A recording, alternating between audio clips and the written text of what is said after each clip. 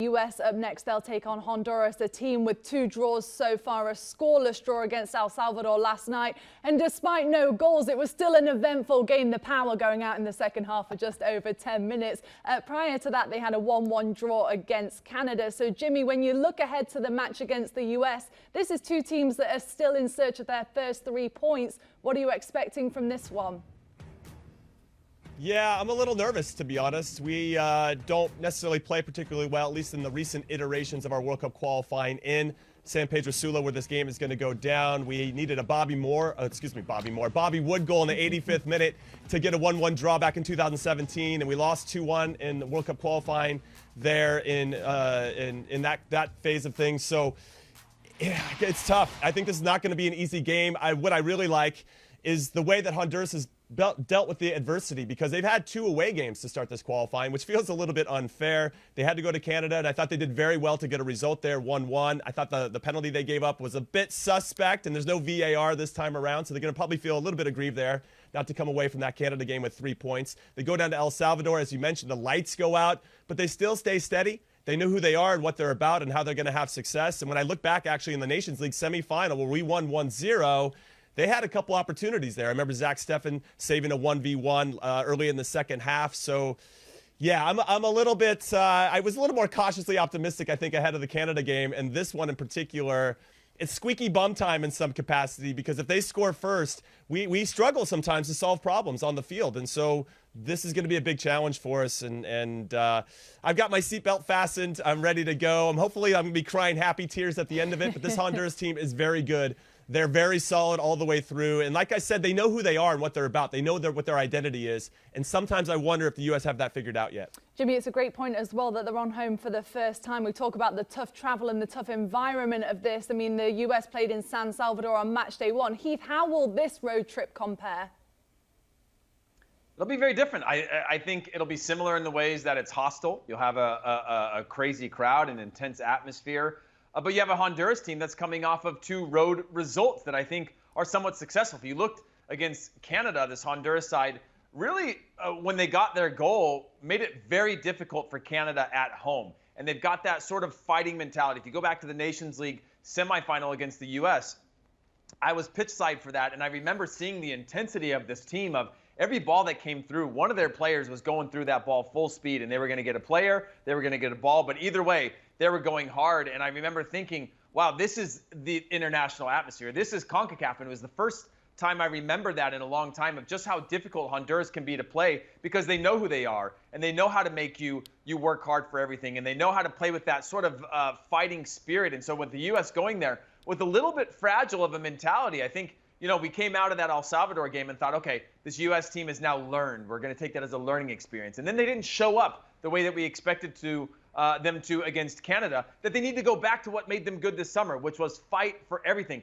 No one talked about how well the U.S. played this summer. No one was saying that. They were talking about how well the U.S. played together, how they fought together, how they represented the crest in the way that used to mean something that I think we are missing in that 2018 qualifying cycle, that these young superstar players now added this chip to their shoulder that makes them hard to play against. And if they can implement that against this Honduran side, I do think they can get 3 points. If they can start with that fight first mentality to say, okay, we'll go punch for punch with you, and then we're going to get our opportunity. We're going to finish that. And one of our star players, just like in the Nations League, just like in the Gold Cup, is going to step up and create a moment of brilliance for us. The world-class quality and world-class youth quality that we have is going to create a moment of magic. We're going to run away with 3 points in a way that people go, they got the 3 points on the road. It wasn't great. It wasn't perfect, but this is the exact kind of performance we want from this U.S. side. Yeah, let's hope that's the case as well, Heath, when you have a team like that. I mean, this is a big moment right now for U.S. soccer in general. A disappointing result there, a loss there, would be an absolute disaster, Poppy, and they certainly can't have that.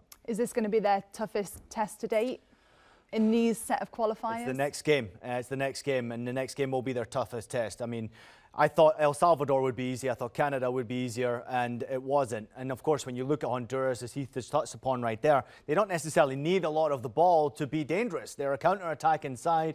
If you look at their possession against Canada on the road, I think it was 34% possession, 15 shots they had. I think 6 of them on target. Efficiency, taking their opportunities on the break, winning a penalty kick, getting their goal, getting a point, getting out of there. Now they obviously went to El Salvador. It's very difficult to talk about that one. It went 120 minutes almost because of the power outage. But they still managed to have 30% possession of the ball, 11 shots in that game. So you can tell what type of team you're coming up against. And that is exactly what we witnessed against Canada yesterday. When the US give up possession of the ball in areas where you cannot afford to give up the ball, teams could be very dangerous in CONCACAF, and they're causing problems for this US defense already. And I do have a slight concern. It's not an easy place to go play. A late kickoff. Normally it's an afternoon kickoff in that heat, but it's like 10 p.m. on an East Coast kickoff. It's a late kickoff. So it'll be loud, it'll be dangerous, it'll be exciting, but let's always see a US team ready to fight and somehow find a bit of magic to come away with a result. A draw, I would say, would be a good result.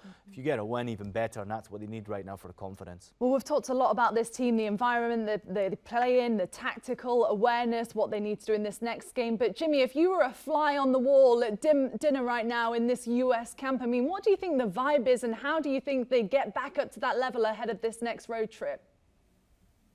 Yeah, great question, Poppy. I would say the guys are probably talking about, keeping their heads up. They're still making plays to win games. As you mentioned before, they're undefeated. And yeah, we could laugh about that because, they only got 2 points out of 2 games.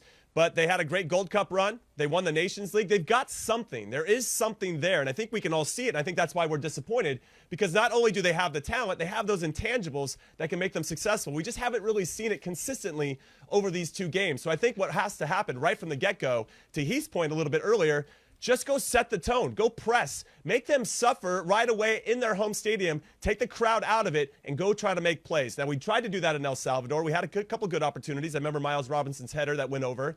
But we can't rely on our center backs to score set pieces all the time to win games. We need to just take what teams are giving us. If they're giving us chances to whip balls in the box from deep, then do it. Just put them under the gun. We can try to win the second ball. It doesn't have to be pretty all the time. I am with Ian. We do have the talent to put the ball on the ground and be aesthetically pleasing. But we can't be like that all the time, because when that's taken away, we seem like we're almost too proud to just lump a ball into the box, and a hopeful ball in the box. You know what? Sometimes that's just what the game dictates, and you have to take it. So I want to see a little bit of that, you know what, we're going to take advantage of what the team, because every team's going to concede something, but we're just so stubborn at times that we don't want to take what's been given to us. And so I want to see that change, because I think that's what's going to lend itself to some success. And if we have a couple good early plays, that's going to give us some confidence, and then we can take it from there and hopefully manage the game in a great way.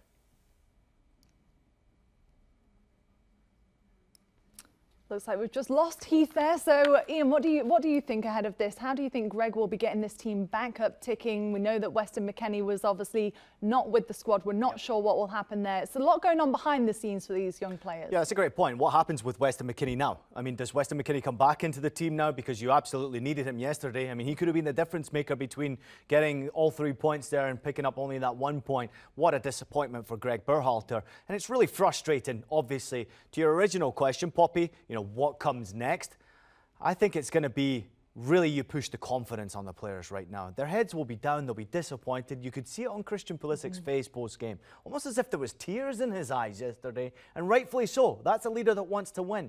But somehow, some way, you've got to get confidence back into this team, find an 11 that gets chemistry out there on the field. Because this is going to be a battle, an absolute battle till the very end, and they have to find a way to get something from Honduras game. So it's going to be very interesting. I'm excited for it. I still think the US can get a good result there, and a win would be absolutely awesome. And it's not out with the reach of the US men. They've got an opportunity to go there. If they play their football, even on a tricky field, they can get all 3 points. All right, so it's all to play for on match day 3 Wednesday night. The US away from home to take on Honduras to conclude the first set of qualifying matches. 2 teams with 2 draws so far, no doubt both looking for all 3 points. A bevy of matches coming up on Wednesday. There is so much to look forward to, but that's all from us here today. We'll see you on Wednesday, though, to look ahead to the night's action, and a reminder that you can watch the US match on Paramount Plus at 10:30 Eastern. We will see you on Wednesday as the road to the Qatar World Cup continues.